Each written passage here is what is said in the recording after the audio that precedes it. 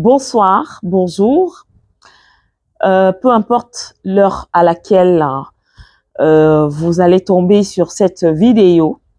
Alors sachez-le, c'est donc notre rendez-vous habituel, peut-être pas quotidien, mais c'est un rendez-vous désormais habituel, où aujourd'hui la force des médias panafricains nous impose de rétablir la vérité, nous oblige effectivement à soutenir tous les efforts qui sont faits ça et là pour qu'enfin les Occidentaux, les intrus, pour qu'enfin les colons, les anciens colons puissent nous laisser en paix dans notre continent, notre beau continent qui n'est autre que le continent africain.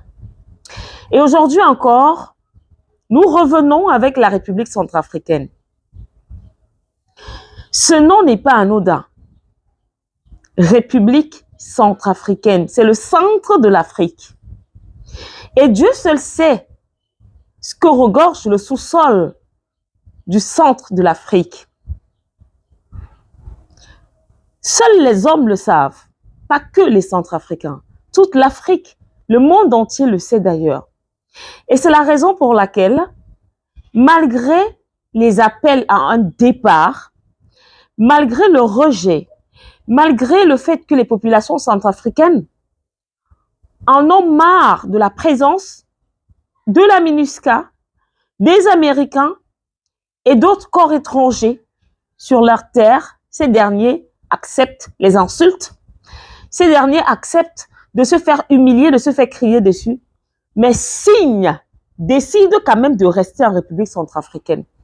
Au point où, grâce à leurs médias mensonges, ils divulguent des fausses informations sur le choix opéré en termes de sécurité par la République centrafricaine. Vous avez des personnes mal intentionnées qui se permettent de critiquer l'apport russe en République centrafricaine.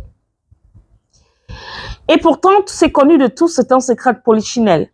C'est en 2018, j'ai comme l'impression que c'est hier, lorsque la bonne nouvelle tomba, nous faisons savoir que, enfin, in fine, les négociations ont porté quelque chose de bien. Les Russes vont former les forces de défense et de sécurité. Par ricochet, les forces armées centrafricaines, les FACA. Nous sommes en 2018.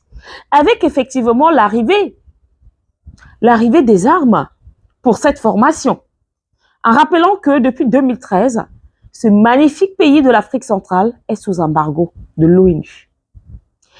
Donc, il aurait fallu la maestria et surtout les négociations d'appoint pour que la Russie obtienne cette autorisation de former les FACA. C'est donc le cas aujourd'hui. Les résultats parlent d'eux-mêmes.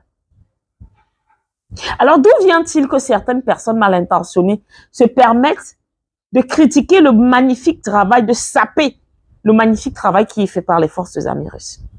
De toutes les façons, ça ne vous engage, ça n'engage que vous, autant pour moi. Parce que pour monsieur Maxime Maloula, qui n'est autre que le porte-parole du gouvernement et par ailleurs ministre de la Communication, les Russes seront là. Les Russes sont là et ils seront là, toujours et toujours. Tant que la collaboration porte ses bons fruits, les Russes seront là.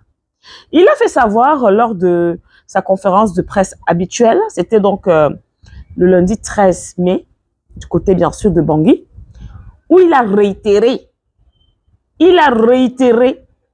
les liens de coopération sécuritaire avec la Russie.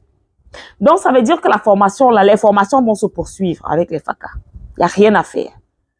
C'est irrévocable. Donc, vous allez souffrir de voir ces FACA être formés, de voir effectivement les forces de défense et de sécurité centrafricaines être top, être comptées désormais parmi les meilleures armées du continent africain et pourquoi pas du monde. Pourquoi pas?